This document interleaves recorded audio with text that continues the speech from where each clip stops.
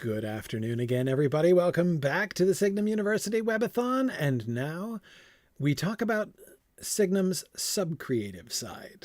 I am joined, let me introduce, Dr. Maggie Parke. Many of you will be familiar. Many of you have heard Maggie and I talking together before, but delighted to have Maggie joining me this afternoon. So when I say our sub-creative part, what I mean is, it was like only a matter of time. Like we could only spend so many years getting people together and like having these wonderful discussions and people learning these things and doing work and producing stuff. And even now in the space program, increasingly people writing things and we've this big creative writing sector in space and everything, and not have an outlet for that, not have anything to do with that. And so the inclusion, the birth of the Signum University Press and the Signum Press and Signum Studios, is something that has been that was a really, really natural step for us. In one sense, it's like tangential to our core educational mission. Like we're not doing classes, right, through studios. We're not doing, we're not teaching in that classical sense, but it is such a natural outflow of the learning and discussions that people have had. It has been really delightful to have both the press and the studios available for people to avail themselves of and work through. So let me just start. So, Maggie, of course, is the director of Signum Studios, and Amy Trulin is our director of the Signum Press. And Amy, unfortunately, couldn't be with us today, but I wanted to let people know a few things we've got a bunch of books that are coming, that are on their way in the Signum Press, including we've got one new novel that we're publishing that is going to be available for the first time next week. Actually, it's coming up. It is called Freya's Garden by Mary Dockery Miller. It is a Norse-inspired novel. Thinking of, I was just in the last hour spending a lot of time talking with Paul Peterson from our MA program about different kind of crossovers and things. And like, there's another one, this natural outgrowth of creativity from the work that we do and the programs that we have. So if you love Norse stuff, you've been doing Norse stuff and interested in Norse stuff at Signum, we have a Norse inspired novel that is being released. Again, that's Freya's Garden by Mary Dockery Miller. We've got some books being published by old friends of Signum. Mike Drought, who is going to be, as we just announced, one of our guests of honor at Mythmoot again this year. It's always great to have Mike with us at Mythmoot. We're publishing a book by Mike Drought, How to Learn to Think, which is a book on the liberal arts, the liberal arts and their history. So a new book by Mike Drought is going to be published by the Signum Press soon. Verlyn Flieger is going to publish her third collection called Ginger and Pesky. A lot of people don't realize that Verlyn Flieger, of course, one of the greatest living Tolkien scholars and like the matriarch of Tolkien studies, is also a delightful creative writer. Writes novels and stories. And this, again, will be the third story collection by Verlyn Flieger that we're going to be publishing. Again, that's going to be coming out early next year. A lot of people have been excited for Jeff LaSala's The Silmarillion Primer, which is an expansion of his, he had an original web series called The Silmarillion Primer of sort of web articles. But he's doing a book-length version of the Silmarillion Primer, which I am really, really excited to see. I think it's going to be a wonderful gateway for a lot of people into the Silmarillion. That also should be coming out early in 2026. We'll show you later on. I'll show you some of the other things that are kind of coming out soon and some things that are going on. But we've got a lot of things that are beginning to come off the press of the Signum Press, and that is really, really fun to see. Meanwhile, there's also stuff happening in Signum Studios. Indeed. A fair bit. Indeed. Hi, folks. It's so fun to join you in this respect and not other minds and hands. Yes. let's talk about our other life. Exactly. So, like everybody else at Signum, we wear a lot of different hats at different times of the day. So Hmm. it's been fun to kind of have my head in studio stuff for the last couple days. But do you want me to just kind of give like an overview of what we're Yeah, working it's on? just so that people, the main thing is for people to have an idea of like what is, like we What it talk about is. the collaboratory and we talk about the premium content that Signum has available. Like what are we Yeah, talking about here? and it's a concept that like you think is really confusing until you just kind of introduce it to people, and it does click because shocker, we make sense when you just like line the things up. Yes. But when I say I'm a studio director and you get that kind of funny look and it's like of an academic studio, we produce academic content based around fantasy languages, Tolkien, things like that. They go, "Oh yeah, okay." Yeah. Yeah. They go like a TED Talk. I'm like, if that's easier for you to swallow, sure. Uh-huh. It's kind of Sure. like a TED That's Talk. one very small One example very of that sort micro of thing. version Yeah, of what we do. And then exactly. I want to show them new bedification and be like, Or it could be a little different actually right. than a TED Talk. Yeah. So the Yeah. goal, I mean, you guys know the original goal of Signum Studios was to provide academic analysis, and it started with Rings of Power and the work that we were doing with Rings and Realms. But then obviously we had a lot of ideas and a lot of opportunities with this incredible space and our friends at Studio Lab. So you just start thinking about what else you can do.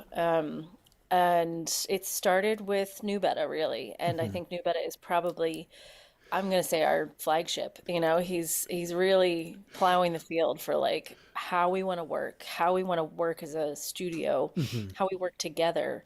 We're figuring out all of the hurdles and the kinks and everything together, the equipment that we need, the structures and the production schedules that we have to set up, because so much of it's done remotely, but you have to still get all the people into a studio. Yes. And you can't be in the studio for like crazy amounts of time figuring out what you're going to do. You have to plan all that ahead of time. So it's a lot of pre-production conversations, script development, story development, hitting the bullet points. And most of this is done with New Beta and his team because he's got an incredible group around him and an incredible brain to kind of figure this out.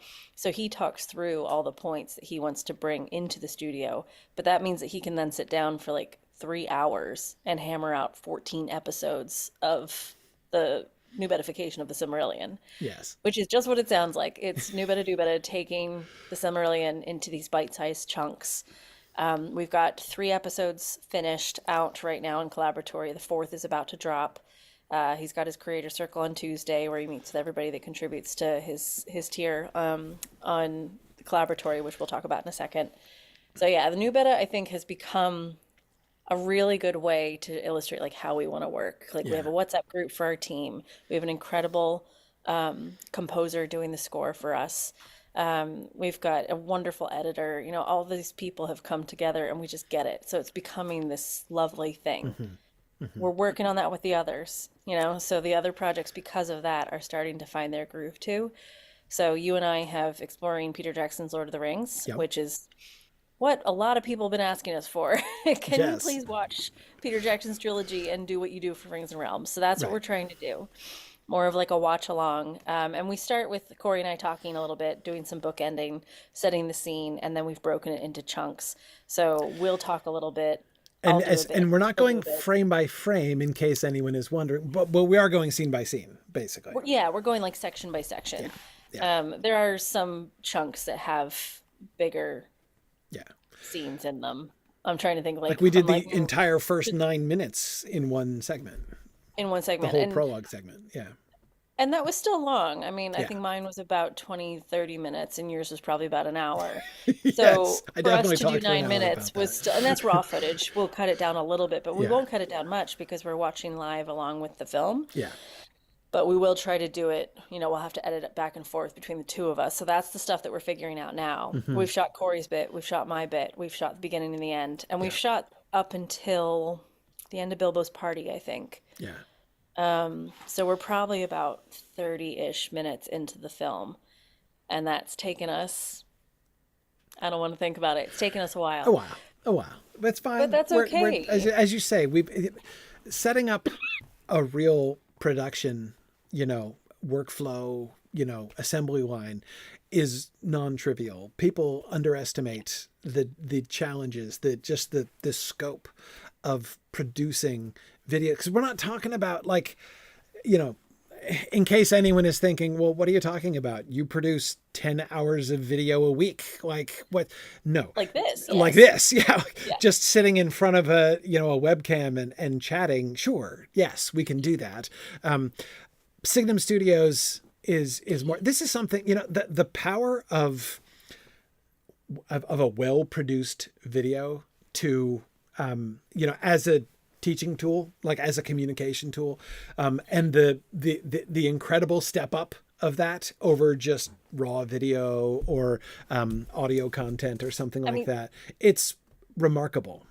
think about bad PowerPoint slides Hmm. versus ones that you have fiddled with the font and the spacing and gotten the right images and really built like a beautiful background, like the impact that can have. It makes a And huge difference. even And that's just one even little this dimension. Yeah. and one little dimension, yeah. And even this kind of content, we've started doing some work on past episodes of Other Minds and Hands and on interviews with the Rings of Power team and the Werther Hierom team. Yes. So it looks like this, it's Zoom footage, but then we do overlay and titles. And just adding in overlay and titles is just so work intensive because you have to queue up the exact moment that you want, make sure the transition is smooth, Yeah. make sure you're using music that you're allowed to use, all these things that you don't want to pinch, but even that part takes a lot. And all of this would have been a team of, oh God, at least 30 people to Hmm. produce some of the things that we're doing. And obviously we don't have 30 people, but we Right. have a team of incredible core folks and then a periphery team that comes in, especially the studio lab crew that comes in to help out with things. We now also have an incredible editor, Jonathan License, working on the Verlin Flieger project. So I know you guys have probably seen the 8-minute clip. I think we showed it last year at Mythmoot. Hmm. And every month there's 1 or 2 clips of Verlin coming out on Collaboratory. They're just like minute-long clips. But there's about 8 hours of footage of going to Verlin's house and Yeah. interviewing her, and we're cutting that down. You're not going to see all 8 hours. Well, maybe at some point we'll put it all out just so you can enjoy that. The But appendices. it'll Yeah. probably be like 3:45 to 1 hour, 45 Yeah. minute to 1 hour That's such an episode. exciting project. I can't wait for that to Yeah. finally reach completion. That like what that is we went to Roland Figure's house and sat down, as you said, 8 hours of footage, just talking with her about Tolkien, about her career, about Her you know life, her her life, relationship with Priscilla, her yeah, Priscilla crying Tolkien, yeah, over text that Tolkien cried over. I mean, it's such an emotive, and we're sitting in her home. yeah. She let us in. She sent some of the crew home with her copies of Tolkien books because she had multiple copies. And that's Ben. Ben nearly That's died. Ben. I was going to say, right. I wonder which member of the crew. Mhm. Yes. Yeah, so yeah, she's an absolute delight, and we're so thrilled that Jonathan is working on this, and he's very excited about it. And I should also say, with all of our community members, like they are professional folks that are doing this either for the absolute love of it. I mean, yeah, technically there can be some payback with royalties on Collaboratory, but really we're all in it for the love of it. Hmm. So working on footage like this, being able to step into Verlin's house, and he is now the sole keeper of that content and figuring out how to tell Verlin's story and capture everything. And we get to play with that. Hmm. It's very cool. Yeah. So that again is like an incredible piece. I'm not going to make any light of it, but is also step one of a series we'd like to perpetuate with other Right. scholars, with Yeah. other leaders in the field. So it's going to be like an arm of the stories. Yeah. But we also need more editors. So if any of you are interested In in video editing. owning and Yeah. curating a project like this, Yes. not just Verlin, but we have multiple projects, give me Mhm. a shout if you guys have any editing experience and are happy for the experience or work study. Studios at signumu.org Yep, is is the method by which they should shout at you. correct. Particular. Yeah. Yeah. Yep. No, it's one of the things about starting Signum Press and Signum Studios. As I say, it's the sub-creative you know, outcome of our educational programs and things. And one of the things about it is really, I talked in the State of the University address a couple hours ago about how Signum University is redefining what it means to be a university, right? We're kind of taking the concept of university and we're making it into something new and something broader and something sort of more, I don't want to say democratic, that sounds political, but anyway, Open to populist, all. open to all. Yeah. Yeah. Hmm. More accessible.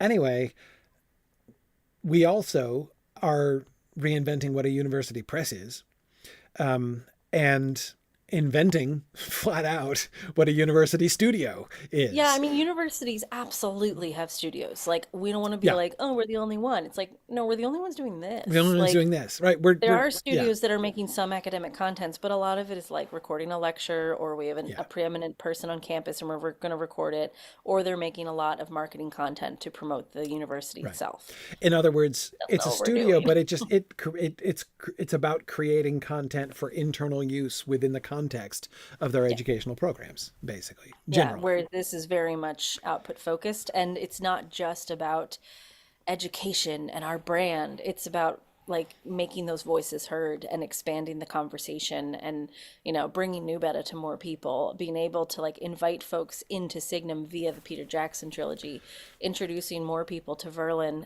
by literally stepping into her home. Yes. And obviously, we have a lot of other projects on deck that are in process, including the War of the Rohirrim documentary that we Mhm. crowdfunded and filmed in January, which hasn't even started editing yet because the priority has been a few other projects. But the footage And our is, personnel is limited. and our personnel is limited. Yes. But the footage is fantastic. We filmed over, what, 3 or 4 days? Hmm.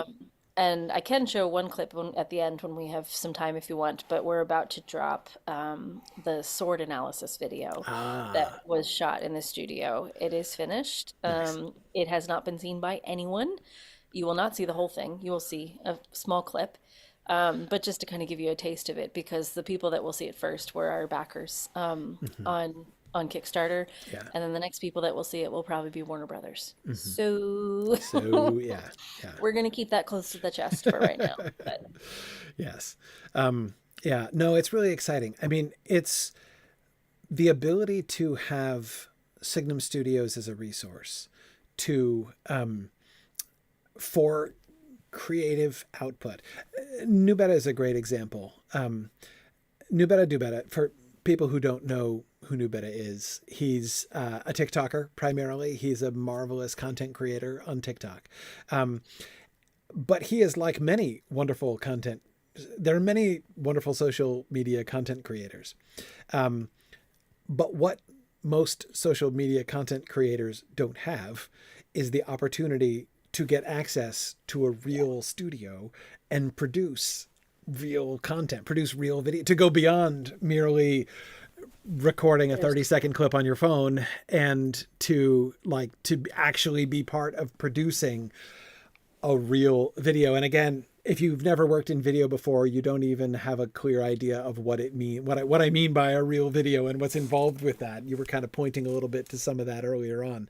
that's what's sorry, I'm Yeah, no, no, jumping no, go across you, ahead. but like that's what's fun with the collaboratory stuff though too. Of like we're getting a little bit more savvy about that process, but Hmm. you see the messy raw clip that has nothing on it yet, and you're like, oh, this is fancy. Right, No, that room is fancy. Give it right, a minute, So right. like then we have that footage, then you can put on the audio, then you can put on the titles, then you can put on the overlay. I do Yeah, have a clip of that queued up too if you want to show any of that. So, yeah, but yeah, yeah. it gives you that space to make something. I mean, these people are incredible. They have wonderful knowledge. They're super engaging and big on TikTok and YouTube and things like that. But if we can give them a space to expand that a little bit, take a minute to think about, a script, a story, an arc, knowing that we're going to have a whole season of this to go through it and not just hit the 30-second algorithm. Yeah. It's cool. It's really cool. The power of well-produced videos. It was Rings and Realms that really first helped me to understand that. Good. Because I will admit, I've always, you know, I don't have real high standards. Like I don't, I, I don't invest myself that much in like video quality, audio quality. Like, I mean, I try to do the best I can in my broadcasts and stuff to make sure everything's like intelligible and such, but it's never something I really thought about. Like, I've never been like, but production value is so, like, for me, I'm like, if we can get the content out and people can get it, I'm not going to be picky, right? Because we're poor and, we'll do what we can. That's always kind of been my attitude. But it was so funny when we started producing Rings and Realms season 1 the first time, watching people respond to that. And Yeah. and what's more, like, when people would talk about my content there in Rings and Realms, right? And people would be like, oh, like, Professor Olsen's like analysis, and this is like the best analysis he's ever done. And I'm sitting there and I'm like, okay, I don't think that's actually true. Like, I'm pretty sure it was 4 a.m. I'm pretty sure I wrote that. I'm pretty sure I was still writing that with my thumbs on my phone while we were. But anyway, like I'm like, it was fine.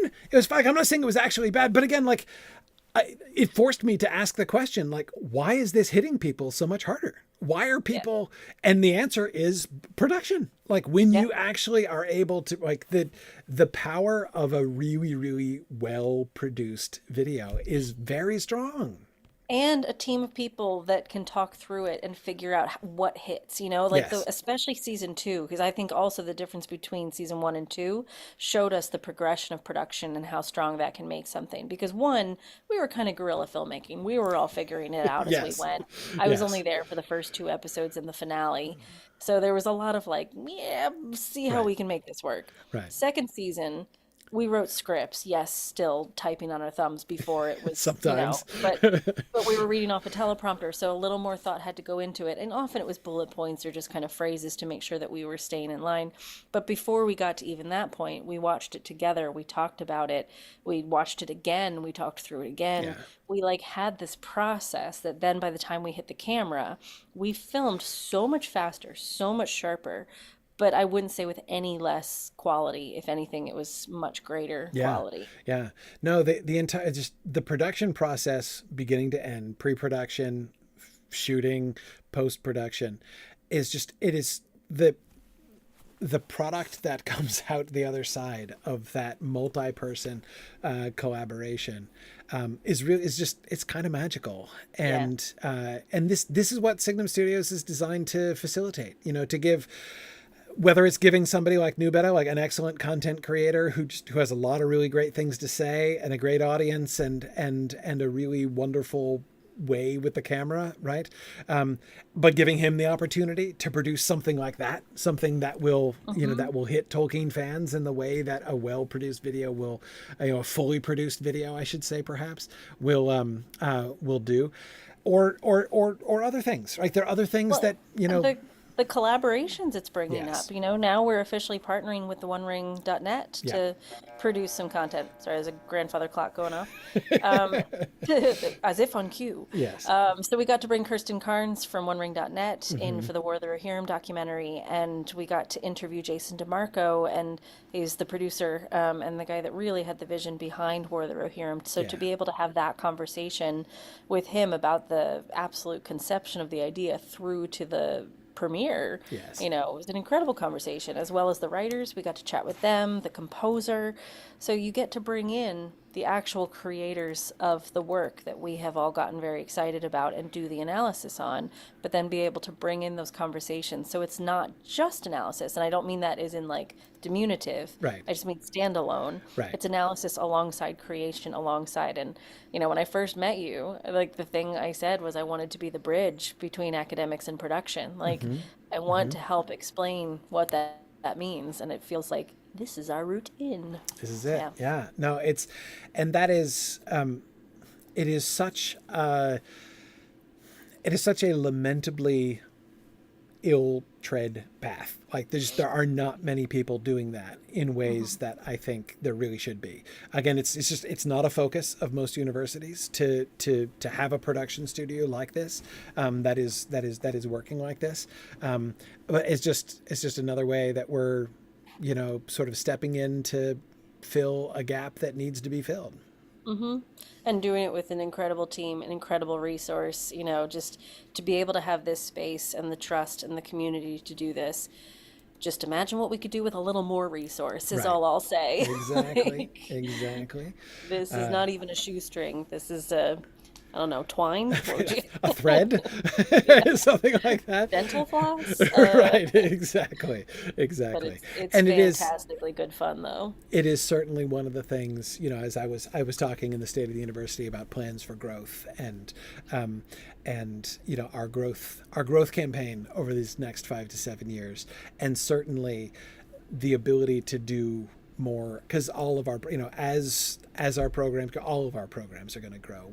We are going to end up with more resources for studios and more ability to do things, and a wider audience, to engage with our stuff as well. On the subject of which, we've mentioned the Collaboratory a whole bunch of times. We should probably look at the Collaboratory and show people what we're talking about here for a second. Let's also try to get better at explaining what the Collaboratory is quick. Yes. I think we're getting better at it. It's our output platform. It's the way for us to share all these things that we're creating and for you to access a wealth of information, past lectures, these things that we're talking about with studios, the projects that we're talking about with press, but also be a part of the process. So it is a membership platform. Corey's going to go through the subscription details and walk us through it, but that's all it is. Like, you get to open the door and join us in the creative process and then have access to all of this content. Yes. So it's the platform that we put all this stuff on. That's right.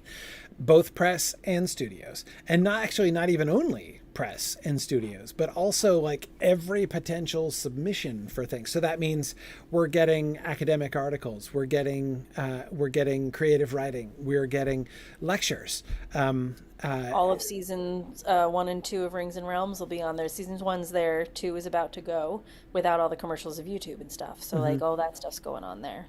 Yeah. We are going to be to. It will be nice to be able to watch our long form stuff without being continually interrupted by YouTube commercials. Will be quite nice. Anyway, yeah. So first of all, why we call it the Collaboratory is that this is our content platform. This is where you can get access to all of the things that we produce.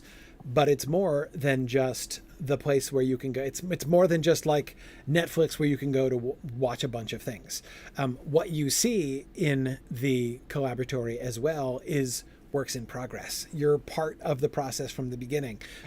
You can not only view things as they happen and drafts of things before they're published, but you can comment on those. You can contribute to the discussions of these things. We wanted to both give a publication outlet for content, but also the opportunity for the community to be engaged actively with this. And if you subscribe at the highest level, you get to join circles. So every month, Corey does a circle with his circle members joining. Nubetta does a circle every month. And we'll show the clip that we're working on and show him 3 different openings or the music that Ryan's put onto it, and be able to kind of talk through like, well, what do you think about this? And his circle members will participate and be like, ooh, I love that. That's awesome. Let's try that again. And, I don't really like that font. Can we get rid of that shadow? And that's what makes this better. Yeah. And so there are a bunch of people who have, here's Nubetta Circle. Mike Drought has a creator circle. I do. This is Jeff LaSala's circle for the project he's been working on. Christopher Bartlett has one. We've got several people who have creator circles. And so yeah, this is like when you subscribe at the patron level, you get access to a creator circle of your choice. And a bunch of your subscription money goes directly to support in royalties the person whose circle that you've joined. So you are really, it's like a Patreon, but it's better because you get more access to more stuff. And 20% doesn't go to Patreon. It goes and 20% doesn't go to Patreon. Exactly. Yes. A whole bunch of, most of it goes to with the circle stuff. Well, at the patron level, half of it goes to the artist, goes to the circle person, and the other half goes to support Signum University and help make help try us to build our dental floss into a string someday as we move forward. So there's another level on which you can participate, and that is what we call project rooms. So project rooms are when we have a work that is going to be published, right? That is slotted for publication, And you can join a project room. You can join multiple project rooms. You get different like numbers of project rooms at different subscription levels. And again, this is where you're going to be getting drafts. You're going to be getting rough drafts. You're going to be able to read things in advance before anybody else and give input and feedback and go back and forth with the author. So yeah, here's my book. There's Mike Drought. He's been doing Exploring Beowulf, which is a series of lectures that he has done. Mike Drought said, I want to do a series of audio lectures on all of Beowulf from beginning to end. And we're like, okay. It is amazing. He's like, I want to put in audio, I want to download into audio form, like everything I've ever taught about Beowulf. Like I want to go through it line by line and just say like everything I know about Beowulf. And we're like, that sounds good. That sounds handy. Perfect. That sounds just like our brand. Bring it. Yeah, exactly. So that's what the Exploring Beowulf project is. Here's our project room for exploring the Peter Jackson's films. This is Freya's Garden, the new book that I was mentioning. That you can see these are all the works in progress chapters that have been posted in the past. So this is where Mary Dockery Miller has been posting the works. Again, as that book, which is about to be published, is in process. Look at this, a new student edition of Ovid's Metamorphoses. How cool! How cool! There's the Rings and Realms, season 1. Videos that we're posting. Kay Ben Abraham's book, The Flower of the Cedar. So cool. And you can filter it down. So if you just want to see what Press is doing, you can click that. If you just want to see what Studios is doing, you can click that. Press projects, Studios projects. Yeah, exactly. Yeah. So, but then of course, so you've got the at the patron level, you've got the creator circles where you're really kind of like joining the team of one of our creators or one of our authors or video producers. There's the project rooms, and you can be involved in multiple project rooms where you can be involved in the works in progress, reading chapter drafts and seeing raw cuts and things like that to help be part of that creative process. And then there's the library, which is everything.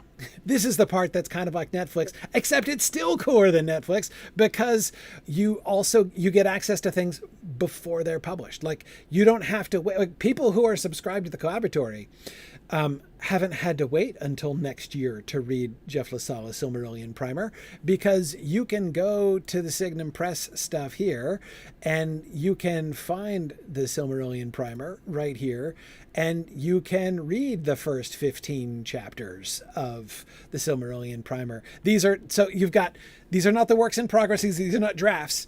He works on the drafts with his circle and in his project room, and then he circulates them in the library. When they're circulated in the library, they're done. But of course, like when you're selling a book, you don't sell it chapter by chapter, right? We're not going to be like, hey, do you want to buy a subscription to his book? Like, no, like it's not going to go in the store, for purchase and download until it's done. Right. So everybody else has to wait for that. Right. But if you're subscribed to the Collaboratory, then you get access to it in the library and you see all of the chapters that have been circulated before publication actually happens, because publication means it's available in the store. So this is our store, which looks very similar. This is just stuff to buy. So the Collaboratory is the subscription service. You subscribe monthly, and as long as you're subscribed, you get access to everything. You only view it through the site, basically through our web app, which works really well on devices as well as on screen, as well as on desktops and stuff. But the store is where you can, and by the way, there's like so many cool things there. Like you can, you make comments. Like you can in the collaborative, okay, in the library, you can be watching something and make a comment, and your comment is attached to the timestamp of where you were when you made the comment and stuff. It's so cool. Anyway, the store is where you can go just to buy things to download, basically. So this is literally just a store. So you pay once for any item, and you can download the files and keep them forever. So basically, the store and the collaboratory are designed to be sort of complementary, right? So the publication process is finished when it's released in the store. So that's what Freya's Garden is going to be here next week. Silmarillion Primer is going to be here soon next year. Mike Drout's book is going to be here soon next year. You can already... New Bedification will be in the next New couple Bedification will be coming out soon. That's awesome. That's awesome. So because here's Verlin Flieger's 2 story collections, Proscenium Street and Waiter Made of Glass. Sparrow Alden's Collaborative Feedback Method and Toolkit book, handbook, which is We've got really our fun. fan tracks on there as well, which are the audio tracks that you can play alongside your favorite film. So we tell you when to hit play on the audio track, so you can buy those individually. And that program's starting to build as well, thanks to Kara Fletcher. She's kind of taken it on as her pet project, and of course she's super organized, and she is. It's gonna grow. So if you guys have requests as well for fan tracks, we're gonna be starting to build that program up. Yeah, fan tracks are really cool. So if you wanna watch the Rankin Bass Hobbit, but you want to watch it with me and New Beta, we have this. So fan tracks. This is an audio recording of me and New Beta watching the Rankin Bass Hobbit and commenting on it. This was a blast to record. I had so much fun talking through the Rankin Bass Hobbit. It was fun to watch you guys record that. Hobbit, and then we also have New season Beta. 2 of Rings of Power. We did recordings for fan tracks for that while we were filming our retrospective episodes of Rings and Realms.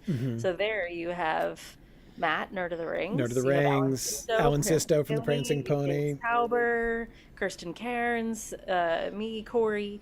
So you've got all of us. I think everything except episode 8 is done for that. So yeah. So we're gonna have we'll have a full set of, celebrity commentaries on Rings of Power season 2. Anyways, it's fan tracks is a really fun little initiative on its own. So again, in the circulation library, you can see the ones we've released already. A whole bunch of these are coming down the pipeline soon. We have, again, lectures. These are, I mentioned in the previous hour that we have lecture sets recorded from almost every course we've ever taught at Signum University in 15 years. I'm kind of tempted that we should have led with that. That feels like such a big and addition. They're all here. Yeah. Everything's like classes I had dreamed of taking before I'd even joined the Signum community are on there. So I'm going back to my Arthurian days and going through exploring Geoffrey of Monmouth's History of the Kings of Britain with Liam. It's fantastic. It's fantastic, yeah. And so mixed in here, in addition to our MA stuff, we have a bunch of space classes, which also have had recorded lectures, and those recorded lectures are here. Like, for instance, Sarah Brown's course on the poetic corpus of J.R.R. Tolkien. So we have one course on each of the 3 volumes. And James Tauber and I both have done, I did 3, I think I contributed 3 lectures to this course. I think James did 3 also. And then Sarah did a bunch. Anyway, and that's, all kinds of stuff going on here. It is a treasure trove of content. Yeah. And again, all of this is available in the library. The base subscription for the Collaboratory is $9 a month.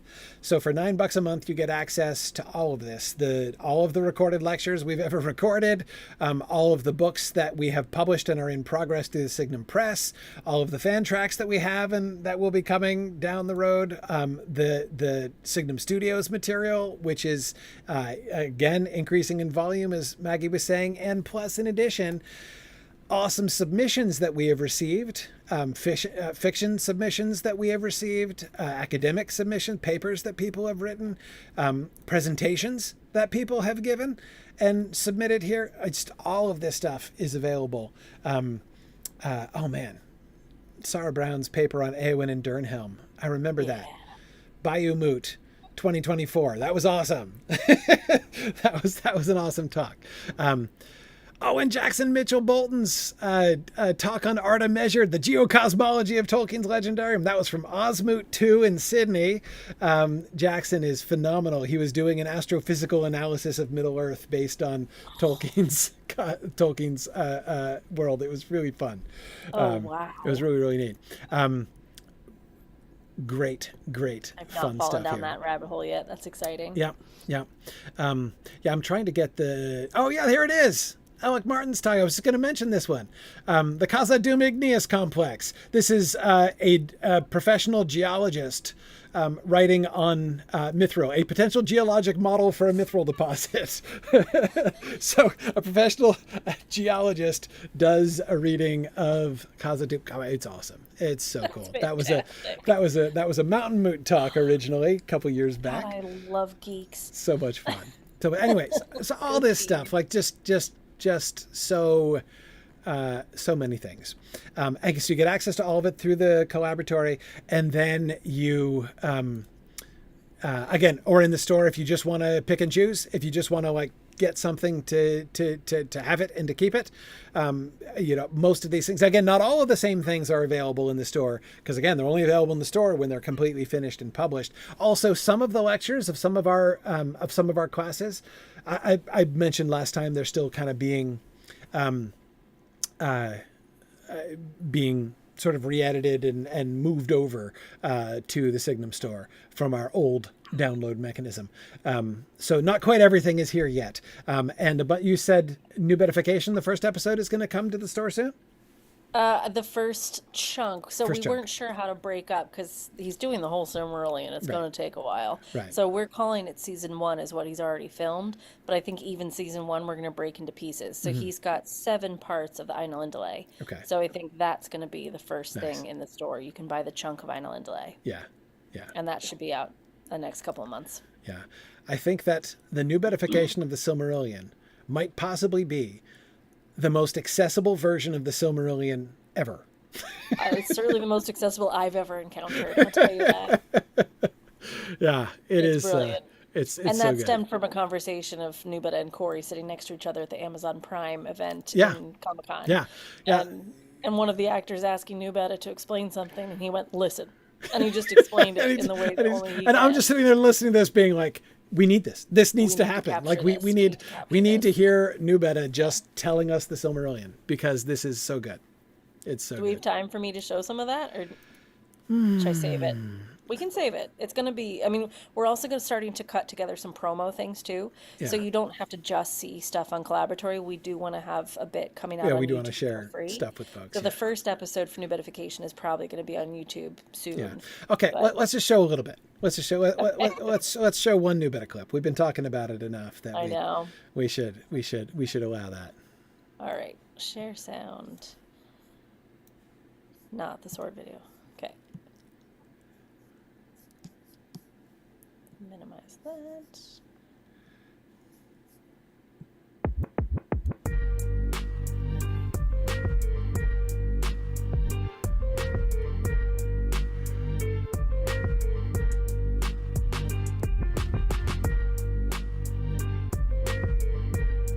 Yeah, this is 2.5 minutes, but I can cut it partway through. That's good. 2.5 minutes is fine. It's okay? Okay. Hey Lord of the Rings fans, I am New Better Do Better. I am a Lord of the Rings content creator and influencer. This is the New Bedification of the Silmarillion. It is my hope to make the Silmarillion as accessible as possible to people from all walks of life. Not just nerds, but also people from the hood, jocks, geeks, everybody. So today we're gonna start with the Ainulindale, the music of the Ainur. This is where it all begins. You ready? Let's get into it. I know you're thinking, what the hell is the Ainulindale? Well, that's why I'm here, to break it down for you. So let me do just that. The Ainulindale basically is the creation of the world. It's the creation of the world through song. It starts off with this dude named Eru Iluvatar. He's mad powerful. He is the one. He is the creator. And then how he creates the lesser gods known as the Ainur. That's the Valar and the Maiar. I'm gonna explain that a little later, but we're gonna keep it moving. We're gonna keep it moving. Basically, my guy Eru, the one, the creator, the head honcho, the boss, you know, that guy, has the Ainur create a world for his children to inhabit. Elves and men are his children. Elves are the firstborn, men are the secondborn. Of course, men are the secondborn. Hey, it is what it is. I didn't make this stuff up. I'm just telling you it. All right, boom. So they sing 3 themes of music at the behest of Eru, And this music is what creates the world that the elves are going to inhabit and men are going to inhabit. And basically that's it. Basically what happens is one of them goes buck wild, goes off script, and starts singing their own theme and tries to weave it into the music. And it gets crazy, but it's really interesting, it's really fun, and it's just dope. And you got somebody dope explaining it to you. What else could you ask for? Let's get into it. Bring it back. So that's just like the introduction. Then he does 6 more episodes digging into that, and the editing gets funnier and funnier. It's great. It's all fun and games till Melkor goes buck wild. And I gotta say, our editor Matthias has just like really hit the tone right. He like works so well with New Betta's style that like as he's throwing his hands around, the words will shift and like the vibe of it, the cuts really support the art and the information. It's great. Yeah, that has been so much fun. Yeah, I love it. I love it. Is the music original? The music is original, yeah. So that one was Tim DeMarco, and then Ryan has come in after episode 1 because Tim ran out of time. He got sucked into other work commitments. So Ryan joined us for episode 2, and he's going to follow through with New Betta. He might be taking on you and New Betta's project on hip hop, which we didn't even talk about. Song of Words. We didn't even talk about that. Yeah. Song of Words is another show that is a studio show that Corey and New Betta are doing, where they compare a hip hop song and a Tolkien poem. Yeah. As you do. Yeah. Yep. Yeah. So I think he'll be taking that on as well. So. Awesome. Pretty cool. It's so much fun. All right. So yeah, lots of stuff going on. So I encourage you to check out the Signum Collaboratory. It is inexpensive to subscribe, and you get access to a whole bunch of stuff, and so much more fun stuff is coming down the road. You can also check out the store, and again, you can go. Let me get back to our webpage here. Again, if you just go on the Signum homepage in the content menu, you can see the Collaboratory or the store to go to either one of them directly, and bring you straight in library, project rooms, creator circles, and you can go straight through to the store. And stay tuned. I feel like Collaboratory is just like one arm of what we do. It's the actual content that I think Press and Studios are creating that could be potentially revolutionary for the university, but also for like how we learn, how we communicate ideas, how we share, how we bridge industries between academia and film and publishing and everything else, and break down those barriers. And Yeah. Obviously, I drank the Kool-Aid. I'm fully in. Bring it. It was, so Maggie, I will admit, when I was doing the State of the University address a couple hours ago, one of the main themes that I was kind of hitting on this year is that, after wandering around sort of for 14 years, we have figured out, we know who we are, we know where we're going, we know what we're doing. That's all true. However, that doesn't mean that we've stopped experimenting, that we've stopped learning, right? That we've stopped going off in new directions, which will take us, we still don't know where.